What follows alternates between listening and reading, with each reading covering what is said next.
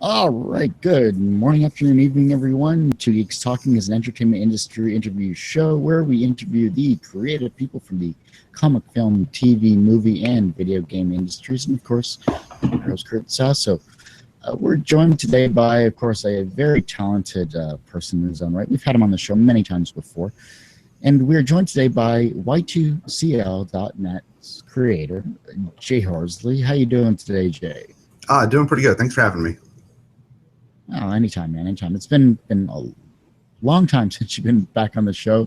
You had a bit of hiatus. Yeah. I had a bit of hiatus. You know, it's one of those things. But what's been new with you lately? Well, I think last time we talked, I had 4 kids. Now I have 5 kids. Well, congratulations. Thank you. I got back into doing comics. I took about a year and a half off, and I got back into. I missed it. It's making comics is so much fun. And like everything I do, I didn't just go in a little bit. I went in full board, and instead of just getting back into one comic I was doing, I did 9 different series at once. So, as you know, I have a tendency to go a little overboard with my creativity and just let it all go out. But it's what keeps me. It's what keeps me sane or insane, one of the two, whichever one works. So I've been busy creatively, working on a lot of stuff. Yeah, no, and you've had some really great stuff lately too. We reconnected over Facebook and all that other stuff, just because it's like you said, it's been far too long since we've done anything. Approached me about one of your comic ideas actually, which was called Stolen Ideas. I thought the concept was really funny. Actually, it was really interesting, and the fact that you wanted to use some of my actual artwork that you sort of see behind me, there, was flattering. First off, I really appreciate that, and secondly, I love seeing what you had posted. But tell us what Stolen Ideas is about first, then. So Stolen Ideas came from the idea that I wanted to challenge myself as a writer versus as an artist. So basically, I wanted to take. It all started with me wanting to take other pages from other people's comics and getting their permission and rewriting the stories or rewriting the words, basically making jokes out of it, right? So I asked a couple of my friends I knew that had comics, and they gave me some pages out of their books. Ryan, who did Torchlight Lullaby, gave me 6 pages out of his Torchlight Lullaby book, which was amazing and so much fun to do.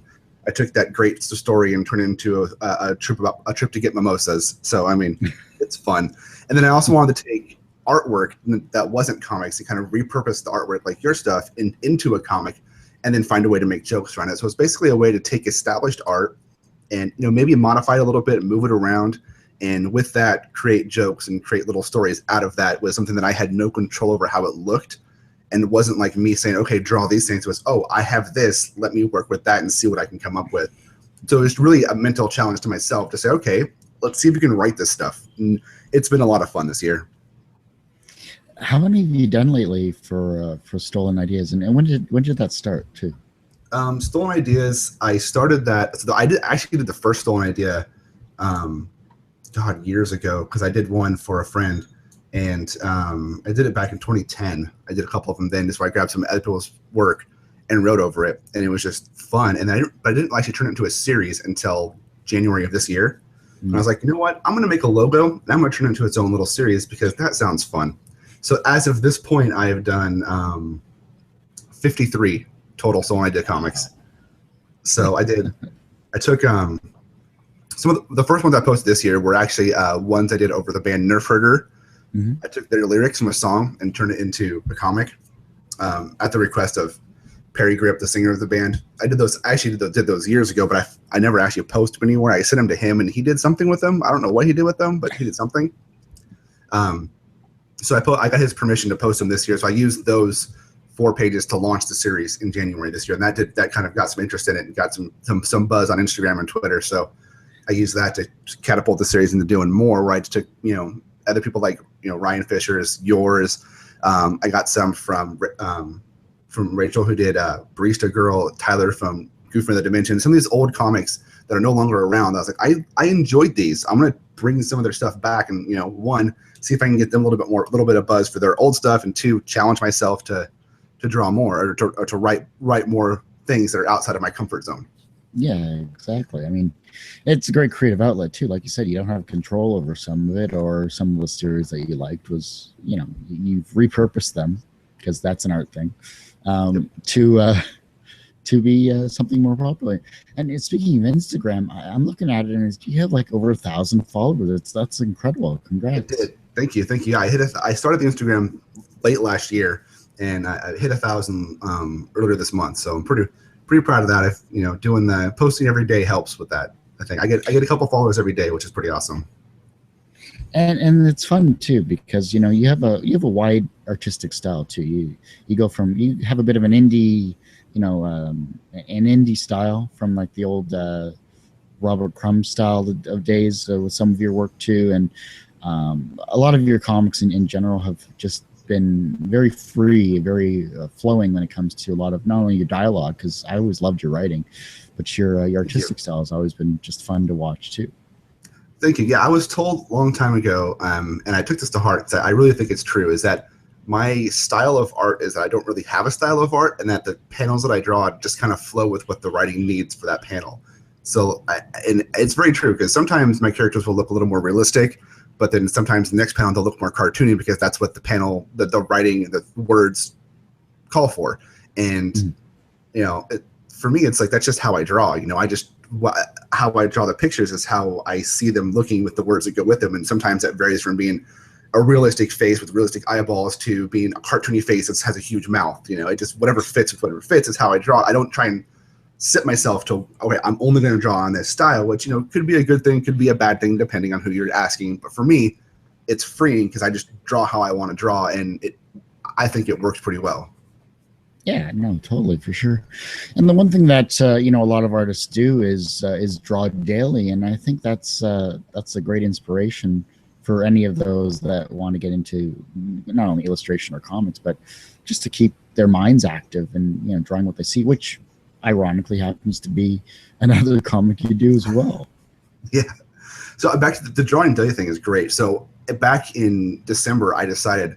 So backstory a little bit. I hurt my arm a couple years ago, my right arm, my drawing arm, my shoulder, and I kind of lost the ability to draw for about 2 years. So actually about 3 years, because if you remember, you may not, or anybody who remembers me back from when I was doing it in the early 2010s and before, towards the end, a lot of my art went digital. A lot of my stuff went straight to Illustrator or Photoshop. A lot of it was photo manipulations, to where I wasn't doing actual hand-drawn artwork anymore, because I physically couldn't do it.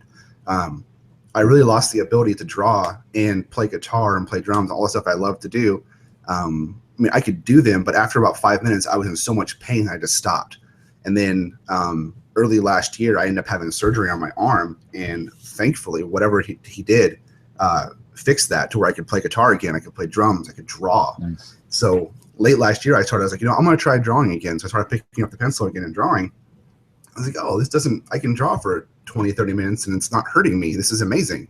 I haven't had this feeling in 3 years or more.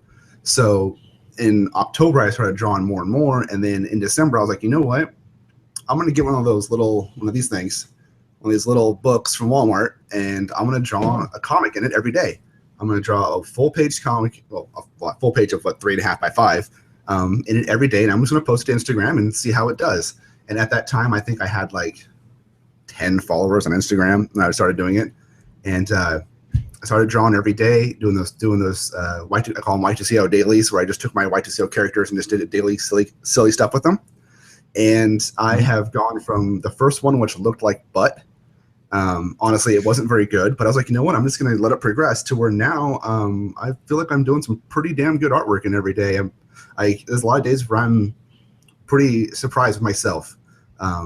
Every so often I'll do cover recreations, where I take a classic comic book cover and redraw it with my characters, and which is a lot of fun to do, because I get to figure out how to make my characters go into things. I have this one character, Alberto, who's a really big guy. So I always make him like the monster, or like the dolphin, or the whale, or something ridiculous. So it's fun to do. And I'm always personally impressed with myself, because I'm like, I didn't think I could ever draw this way again, So for me, it's like every day I draw, I'm just looking at it, I'm like, man, I'm so thankful that I can do this again. And it's been a liberating experience for myself, because, getting to where you're at a spot where you can't do the things you love to do, it's pretty depressing, So being able to do them again has really, brought me back to being creative, writing more. I'm playing guitar again. I've got my creative juices back again. I've got that outlet, which is amazing. yeah, sometimes it just takes something that you forget that you love doing to get back to it. I mean, you get those lulls in life where you just feel like, well, why do I want to do this anymore? Or in your case, you physically couldn't at that point. And I'm glad that you found that spark again, because you're going off. Back when we talked in 2010 and earlier, you were just going hardcore with the comics day in and day out, to the point I think you reached like 400 plus comics in a year, which was to me insane, because it was just like, who puts that amount of time and effort into something they love? Yep, That's in the 443 to be exact in 2009. I have it. I have got it in front of me. So there you go. Yeah, I mean, I went all out. I was all in. I was doing, at that time, I think I was doing 4 comics at a time. Well, no, I was doing more than that. I was doing 1, 2, 3, 4, 5, 6, 7, 8, 9, 10. I was doing 10 comics at a time that time. But at that time, it was me and other people. So like Y2CL, which was in the zombie series at the time, the Z2C series, was me and John Anderson. And then I had Furry Animal Magic, which was me and my brother-in-law, Mike Gordon. And I was doing Skit and Scat, which was me and JP Manzanares, who's an amazing, amazing artist. And I'm trying to get him to come back and do more of those with me, because those were just fun kid stories. And I want something for my kids to read, because my kids can't really read my comics. And I was doing Sergeant Blinky, which was basically me with my brother-in-law doing some other stuff. But Blinky was pretty much my baby. And then I was doing the inanimate stuff, which was basically just me. And then I had some people come in and do guest ones every now and then. But yeah, I was doing a lot of books back then. And at that point, so I was doing a lot then, but I don't think I was as fluidly creative as I am now, because I was doing a lot then, but it felt like I was doing so much work. I felt like I was busy all the time and I felt like some of my stuff was a little bit mundane, because I felt like I was just pushing out stuff to push out stuff. Whereas now I feel like it just flows out, and I'm not making filler stuff to push stuff out. I am making stuff, and it's coming out the way it needs to be. And the fact that you seem more focused now, I think, is the main thing. Now that you're not pulling yourself apart in so many different directions, you now have at least 4 things that are doable, or at least 2 or 3 things, I should say, that you're able to do relatively easily. I mean, that's the greatest part. And to find that, you did a lot of great content, 2009, 10. But you were just going all over the place. Like, I don't think you had a clear direction as what you wanted to focus on. Nope, not a one. On the zombie series, there was a direction, but that's about it. Yeah.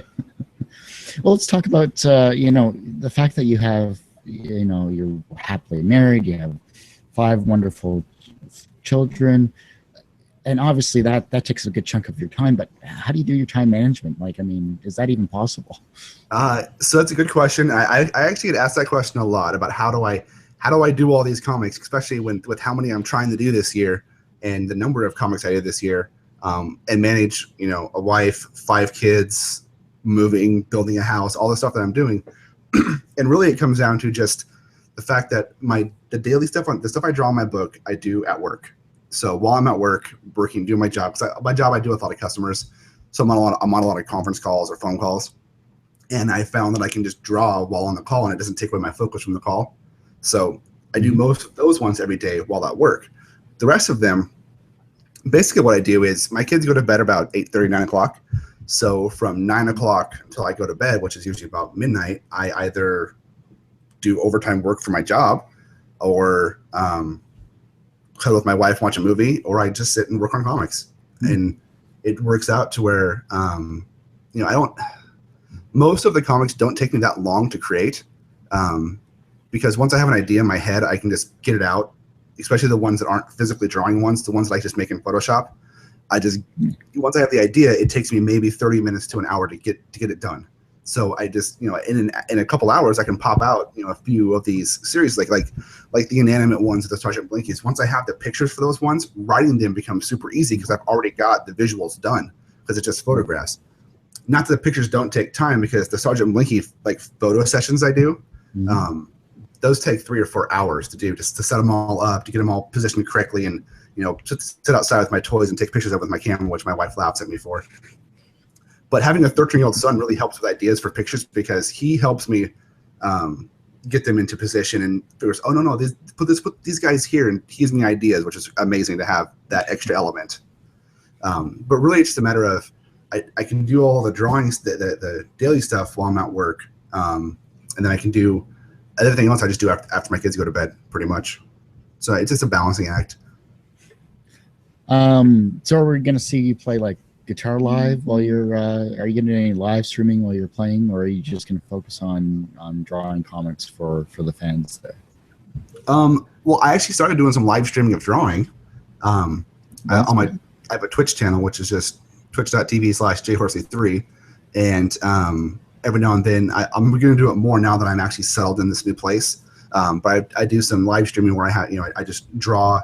What I do is I draw the dailies on it, and then I'll take suggestions from the people of the audience, and I'll just draw what they want me. Like the last time I did a couple of cats cuddling in a heart, somebody asked for, and then somebody else asked me to draw a unicorn pooping the universe. So I drew a unicorn that was pooping the universe. It was pretty fun. And then I take those little things. I take those little things and I speed them up and put them on YouTube. It's like a quick draw thing. But yeah, so I'll probably do some. It's funny you mentioned the guitar, because my writing partner for music that I've my best friend for 30 years. I've known him since I was 5. He actually messaged me last night saying he wants to get back into making some music, where he just does the vocals and I do all the composing of the music, because I play guitar, bass, drums, and I have a background in audio mixing a little bit, because I used to do that for a recording studio back 20 years ago. So him and I are talking about, I'm going to sit and write and play some music, and then he's going to put some lyrics over it. So I don't know if we'll do it live, and we might, but we're definitely going to be recording some stuff here in the next few months. Awesome. So we'll see a Y2CL CD sometime soon, or an MP3 available on whatever it is. Probably, and it's going to be ridiculous because him and I don't write serious music. We write insanely stupid, funny music. I think the last song we wrote was called Mbapo, so it's pretty ridiculous. I think that's what the world needs a little bit now, is a little more comedy than what's going on, for sure. So I agree. Well, let's talk about speaking of audio mixing and everything along that line, though. A while back, those that don't remember, which is a shame, but luckily it's still on iTunes, is the Y2CL radio podcast. That's something that you put together back, and I thought it was amazing, and it was entertaining and enjoyable for the limited time I get to listen to podcasts. So, but that's coming back apparently. It is coming back, and you were on that podcast a few times. You helped me host it a couple times. Like I said, I have a very limited memory in a lot of things. No, so yeah, that was a podcast my wife and I did, where it was basically her and myself, and then a couple of other friends who would get on, and it was all themed around having comic or webcomic creators on to talk about their comic, to help them promote it, and just to have interviews and stuff. But really what it was is we'd have people on, and then we'd make inappropriate talk for an hour. We really only spent maybe 10 minutes, 15 minutes talking about their comic, if we actually did talk about their comic, because it was mostly just us talking about random things that were ridiculous, that were just fun. Yeah, we did pretty well on iTunes. We were pretty high up on iTunes when we were doing it, and life and moving and kids, we kind of stopped doing it. But the wife and I have been talking that we're gonna relaunch it. Hopefully by the end of August, we're gonna have a new episode up and start doing them either bi-weekly or at least once a month. But yeah, those are fun. That's good. Yeah, it's hard to get back into a show once you've had a bit of a hiatus off it. Trust me, I know. It's difficult to come back, but you'll find your chops, find your way again, and go from there. And I'm sure it'll be just as funny as I remember it. And I can't wait to hear the episode. And as always, if you need someone to hop on, I'll be happy to do that, because now that I have a little more time. Oh, don't worry. I'll have you on. Don't worry. Okay, good stuff. And more appropriate, the better, I guess. Wait, no. No, it's all inappropriate. There's no appropriateness to that podcast. It's all inappropriate. but that's what makes it great. Of course, yeah, you have to. When it comes down to it, promotion is always a big thing for a show, for a comic, for everything like that. If you don't promote online these days, what's wrong with you? Pretty much is what people ask. When it comes to though Y2CL and everything that you're doing, how are you getting back the people that have remembered in the past? How are you getting new followers other than Instagram to take a look at what you're doing? Well, that's a good question. I'm not super good at promoting things or marketing, so I do the best I can. I have found that, so I don't necessarily like hashtags, but I have found that hashtags are great ways to get new readers, either on Twitter or Instagram or even Facebook. So I've learned to hashtag everything that I do and post them up that way. That way, when things post to Twitter and Instagram, they have people find them by hashtags. I can't tell you how many times I'll post something with a relevant hashtag, and then I'll get 10 new followers on Instagram or Twitter because they saw me in this hashtag, because apparently everybody in the world uses hashtags now. So I feel old saying it that way, but I am old. I found that hashtags work well. I post in a couple of Facebook groups here and there, but I don't really like doing blatant self-promotion too much. A lot of my new followers on the website and stuff have come from word of mouth. People find me and tell their friends, which is amazing. I've done a couple of conventions recently where I have a table set out and I sell. I've printed up some books. So I have some comics that I've made, and so I do conventions where I pass out flyers and people buy books from me and they talk about the comic, and I've got some new readers that way, which is great. I've done a couple other podcasts recently in the last 6 months, which usually I see a little bit of an uptick in views on my stuff after that, which is great. It's really just a matter of getting out there and talking about it. I don't do a lot of ads. I don't really pay for ads to go on other people's websites because, one, it's a lot of work, and two, I forget about them, to be honest. There's so much else. I'd so much rather spend my time creating things than I would marketing things, so I just really it's just getting the hashtags out there and getting out there and doing things like this. So I like talking to people, so I do that. Yeah. Well, what about what conventions were you at recently then? Just some local ones here in Washington State. There was an Olympic Cards and Game Expo that I went to, and that one actually did really well at. I almost sold out of my books, which was pretty awesome. Wow. Yeah, it was great. I did 3 sketch covers for people. Where I had sketch covers I drew on for them, which those were nice because those brought in some good money that I needed to pay for my table back and stuff. And then I did what was it called? It's called the Comic Book Swap Meet, and it was actually really, really good too, because I didn't sell as much there, but I met a lot of really good people, some good writers, some good fans, some people who actually recognized my comic, which was amazing to me. It's always good if someone's like, "Hey, I know this." I'm like, "How? How do you know this?" I'm amazed, but really, I want to know how. Tell me how you found it. I didn't table at Emerald City Comic Con this year in Seattle, but I did walk around and talk to a lot of people and hand out flyers and business cards and stuff. So kind of walked around and say, "Hey, do you like funny comics? Read this one," or some stupid pitch. And I'm doing there's one in Tacoma, which is a pretty big one, called Jet City, in November, I think it is, that I'll be at that one. It's a 3-day convention, so that's the biggest one that I've been at so far with the table. So, which is interesting. I don't have a lot of stock left of my books, so it's basically going to be purely advertising with a little bit of books to sell, but that's fine. Mm-hmm. Yeah, it's good when you sell out a product there. You can always eventually get more and line the new house with. Right.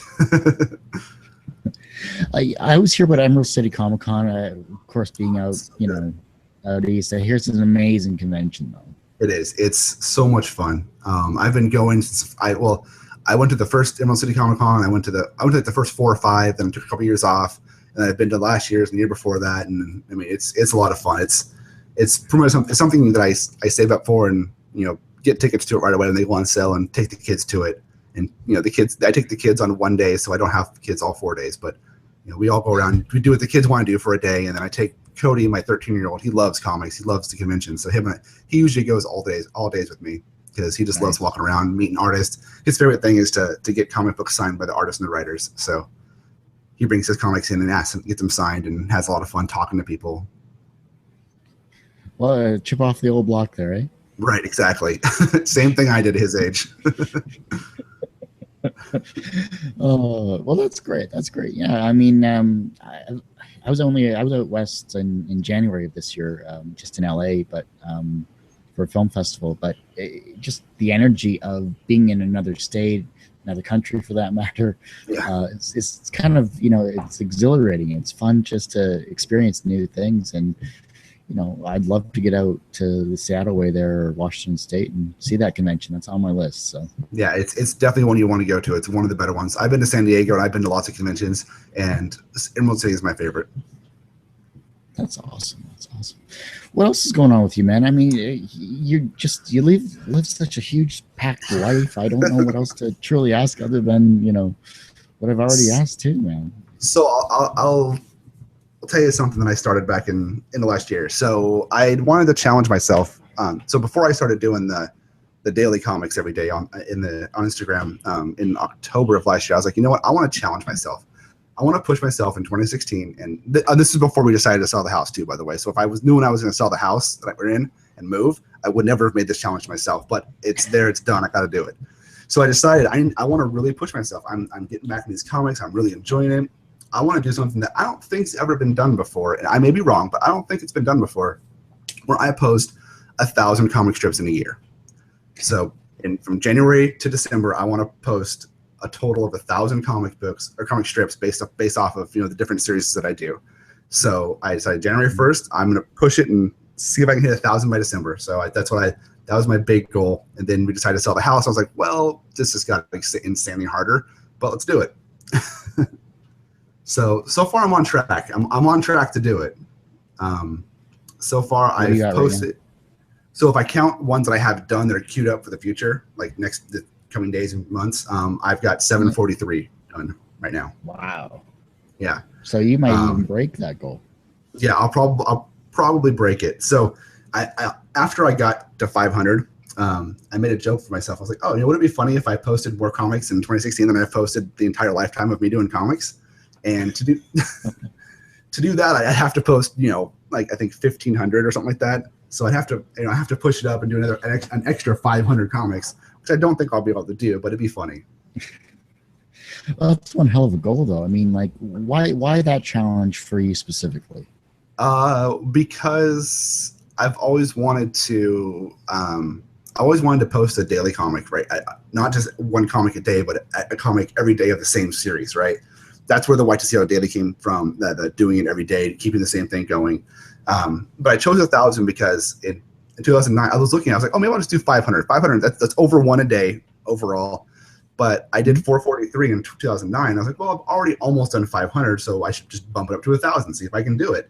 And I was trying to pick a big number that, you know, I don't think someone's done before, and just to really push myself. You know, 1,000's roughly 3 a day. And I thought, well, let's see if I can do 3 comics a day over the various series that I have. And it's been a lot of fun. And, you know, I've 743. I'm, you know, closing in on it. You know, I've only got less than 260 to do, like 257 left to do. And considering I do one a day, you know, that's most of it right there. Exactly. Yeah. No, that's incredible, man.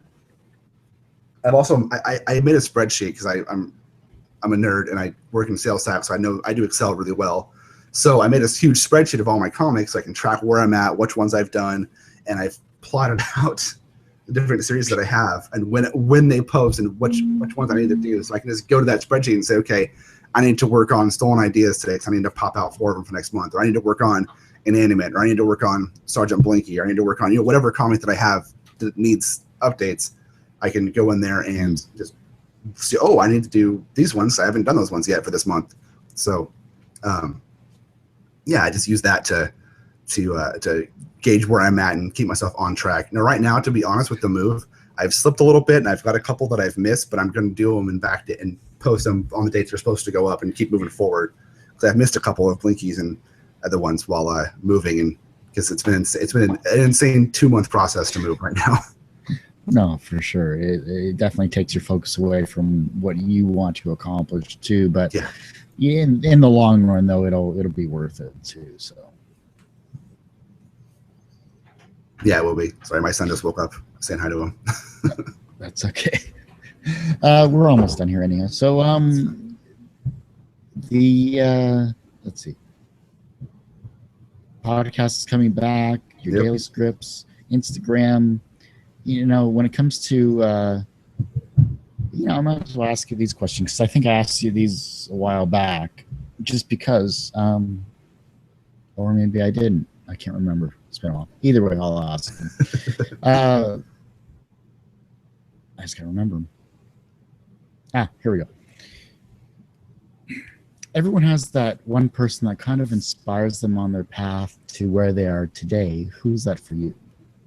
That's a good question. I have a couple of people who inspire me. The person who inspires me to keep moving forward with my dreams of creating stuff is my dad. He passed away a few years ago, but basically he's always pushed me to be creative. He's always pushed me to do the things that I want to do, as long as I'm being responsible with my life as far as taking care of my bills and family and stuff, to always, don't give up on what I want to do. So he's my inspiration to keep going. And then to further that, I have my wife and my kids are my further inspiration as far as the reason why I do these things. Because I don't create things just for myself. I mean, a lot of it is for myself to get things out of my brain.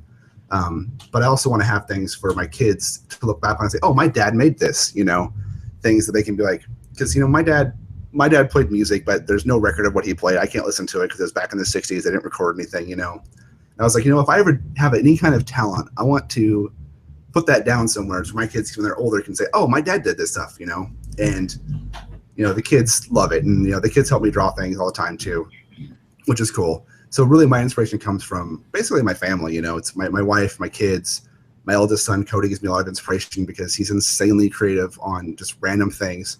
He impresses me all the time with the things he comes up with and the things he builds. He's a tinkerer, so he likes to build things. So whereas I'm more of the artist, creative thinking mind, he has that too, and he's getting into drawing, but he takes things and takes them apart and rebuilds them and makes them better. And I don't know how he does it because I don't think that way.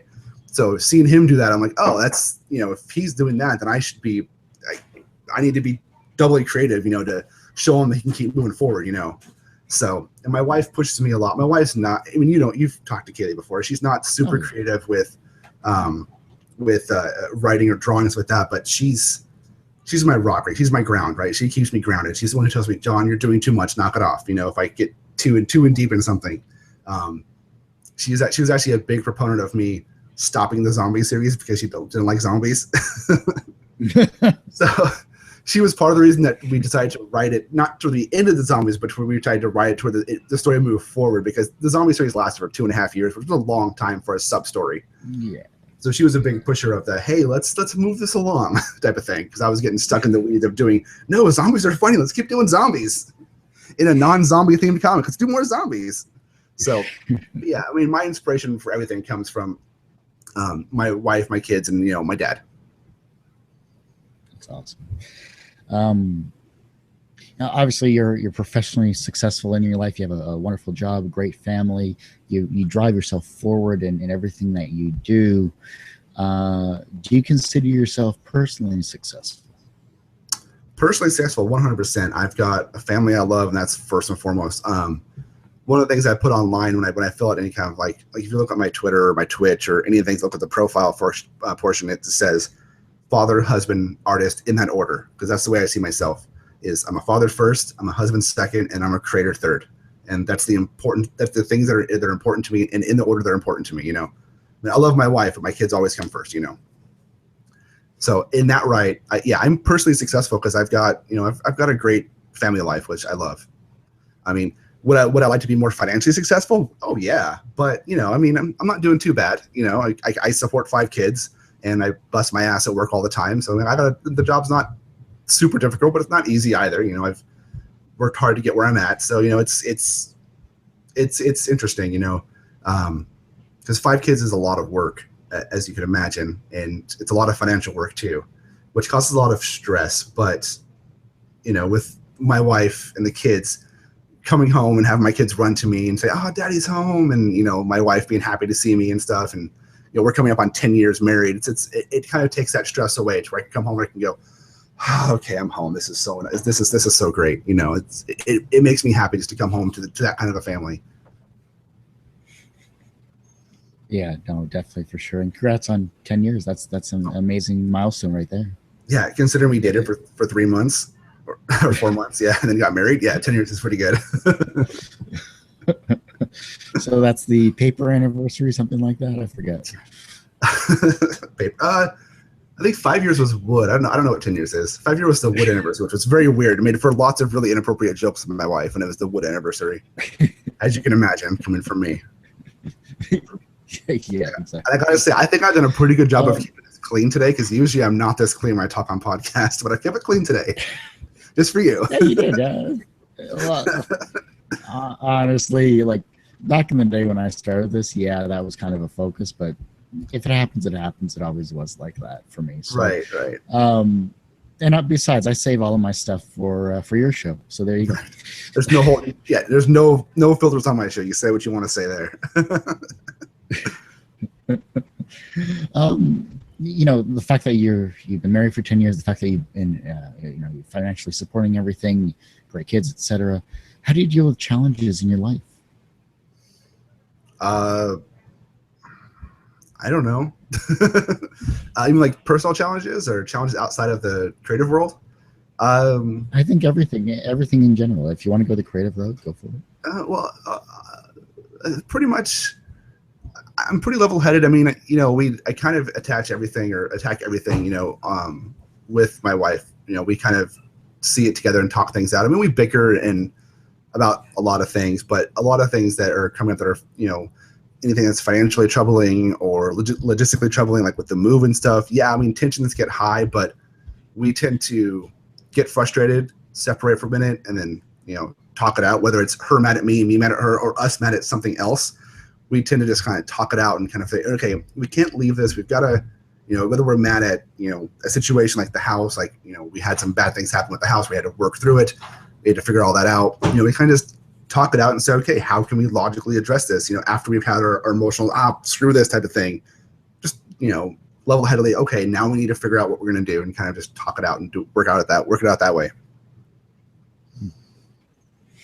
And final question then is the obviously, well, this is going to be a first for me, because you already have a younger generation that already looks up to you. You have a generation that is already creative, working with you on everything that you're doing as well too. Multiple generations, I should say, in your case. But the younger generation as a whole look to you as an inspirational person, and they're inspired by your creativity and what you've accomplished so far in your life.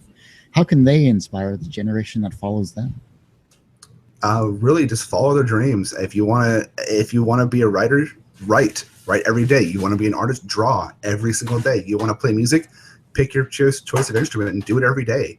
You know, just sit there, and if you want to do something, that's what you do. Just, you don't have to focus your life on as far as detriment to everything else. But I mean, you know, you want to get better at drawing, draw every day. There's a great quotes online, or memes, or whatever you want to call them, I see all the time. It's like, oh, you're so talented. I wish I was talented too. It's like, well, no, I work hard for this. I do this every day to make myself better at it. It's not that I was born and could paint a picture. It's I was born and I wanted to draw, so I picked up a pencil and did it every single day and worked hard and stayed focused on it. You know, one of my biggest issues personally with being creative is that I do have so many different creative passions. You know, I love to write, I love to draw, I love to paint, I love to play guitar, I love to play bass, I love to write music, I love to play drums. I have all these things that I love to do. It's always hard for me just to focus on one thing. You know, I've gone through life where I spend a lot of time, you know, doing comics, but before that, I spent a lot of time, you know, writing and recording music and touring and playing shows. To where I was, oh, I want to be a musician when I could grow up. I'm saying grow up because I was, you know, in high school, still in college. You know, then I was like, oh, I don't want to do that anymore. I want to be a famous comic book artist. And then I was like, oh, well, no, I want to be a webcomic artist. Or no, I don't want to do that anymore. This hurts too much. I want to, you know, getting myself pushed in different directions, which is frustrating. But really, for anybody who wants to get into doing what they want to do, just do it every day. I mean, my kids start, you know, they don't do it every day, but they sit and they'll draw all the time, or they'll write things, or they'll build things, you know, stuff they like to do. Just, if it's what you want to do it, you know. Obviously not to a detriment of your life and detriment of other people, but do it safely, I guess, and do it to where it's not overtaking your life, because you don't want to draw 24 hours a day, because then you'll probably die. But he died doing what he loved with the pen in his hand and he died drawing dick jokes. That'd be me. There's the one for you that's not appropriate. Sorry. No, it's funny. It's good. I like it. You're funny. Keep it up. All right. Well, let's get to the final portion of this, which is, of course, self-promotion, because that's always fun to do because it's necessary in a show like this. And I'm so good at it. Exactly. So tell us, website, Twitter, Instagram, social media. The floor is yours here, John. All right. So website is Y2CL.net. That's my main website where all of my comics post to. You can go there. They're all separated into categories, easy to read, easy to flow through. It's also where my podcast is going to be posting. There's a section for podcasts on there. It's also where the store's located. So if you feel like buying something from me, you can go there and buy comics, T-shirts, hoodies, whatever. But my wife and I actually make the shirts and hoodies because we have a heat press to make shirts, which is pretty awesome. Nice. So that's all on Y2CL.net. I do a blog where I write my thoughts out and do some comics generated around my family and kids over at jhorsley3.com. Instagram, I'm Y2CL. Twitter, I'm Y2CL. And pretty much anywhere there's an account, it's probably going to be Y2CL. It's going to be me. I also do a Twitch channel, like I said, which is just, that one's not Y2CL for whatever reason. It's twitch.tv/jhorsley3. And that's pretty much where you can find me. Anywhere you search for jhorsley3 or Y2CL, it's going to be me. One thing I want to say real quick for promotional things, I'm doing on Twitter, I'm doing an Ask Y2CL thing right now, where I'm using the hashtag AskY2CL, and then I'm going to take the questions people ask and turn them into comics. So if anybody wants to ask questions, go to Twitter, just tweet at me and hashtag it AskY2CL, whatever question. It doesn't have to even be about me. Just ask me a question. I don't really care. And I will answer it in a comic strip response. My question would be, the unicorn that crapped out the universe, what did it have to eat before that? You'll have to wait for the comment for that one. I'll draw it out. That's the one question that was running through my mind this entire show. Was just as soon as you said that, I was like, what the heck? Was it Taco Tuesday or something like that? The world was created on Tuesday night after Taco Tuesday. Exactly. Oh, awesome, John. As always, man, hey, it's great having you back. Thanks for coming back for the revitalized Two Geeks Talking and all that other stuff. Anytime. Energy is a thing. And, would love to have you on again. The co-host duties, as always, are open to you and all that stuff. So we'll get our schedules squared away with that, and we'll figure something out along that line as well, too. So really appreciate you coming on. Yeah, thanks for having me. It's a lot of fun. I really enjoyed this. I always enjoy being on your show. So anytime you want to have me on, just let me know and I'll be on. Perfect. Thanks, man. I'll probably talk to you in about 3 months. Just because. All right. Well, hey, I hate to say it, everyone, but that ends this episode of Two Geeks Talking. I'm sorry about the glare because I have my double screens hitting my glasses and it's too bright outside. But you can, of course, find myself and my show and every interview that I've ever done on tgtmedia.com. You can find it on iTunes for the most part. You can also find this on YouTube, which is youtube.com/Two Geeks Talking or TGT Media, one of the two. Either way, you'll get there. Find me on Twitter, Instagram, and everything else at Kurt Sasso down below. And of course, tune in next week for another great interview with another guest, which is going to be, of course, you know him, of course, as Doc, or I call him Doc because I can. And you know him as Carlo S. San Juan, Doctor, of course, of Callus Comics, of course, the creator of Mouse, Mouse, not Mickey. And he's going to be on the show tomorrow for another great interview talking about his Indiegogo campaign for his 20th anniversary of Callus Comics. It's an anthology of his 20 years of making Callus. So beautiful book, great artwork. And of course, thanks everyone for tuning, listening, and watching. And it looks like we have Haley. How's it going? Hi there. How's it going? Good. How are you? Not too bad. Not too bad. We were just wrapping up the show there. Saw you online, or saw you hop on. I want to say hello, and it's I been a know, while. long time no talk. I know we got to fix that up. Once you get the podcast back on, we'll have the chat. For sure. Yeah, we just finished wrapping up our house stuff, and we're getting everything set back up. So we're excited to get everything going again. It'll be fun. Wonderful, wonderful. Can't wait for that completely for sure. And I just I'll finish this up, then we'll close off and go from there. So thanks again, listening and watching. Tune in next time for another great interview on Two Geeks Talking. Thank you.